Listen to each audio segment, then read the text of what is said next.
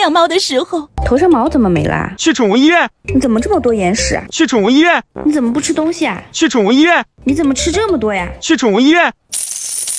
刚养猫那会儿真是各种小心翼翼，后来久了才发现，越是养的糙越不容易生病。我家一胎精养的结果就是尿结石，现在天天得喂药喂水。相比之下，糙养的二胎就省心很多，什么都吃不挑食，小伙还长得很健壮。其实只要把主粮选好了，其他就都交给时间。科善 K35 烘焙粮是我今年的首选，因为烹好粮太油导致黑下巴，我是深受其害的，所以果断升级了烘焙粮。鲜肉含量就有69%，也没啥谷物豆类，所以是100%动物蛋白，营养够，猫咪才能长得壮，而且保质期只有短短9个月，连我家这个挑食怪也能吃得很香。品质方面，他们有人10级的自建工厂，还自主研发了特殊的烘焙技术，非常抗打。价格也不算贵，1斤也就20多块，就是普通的烘焙粮价格。品牌自研自产自销就是有这个好处，所以养猫真的不用太焦虑，只要吃得好，其他糙点也没事儿。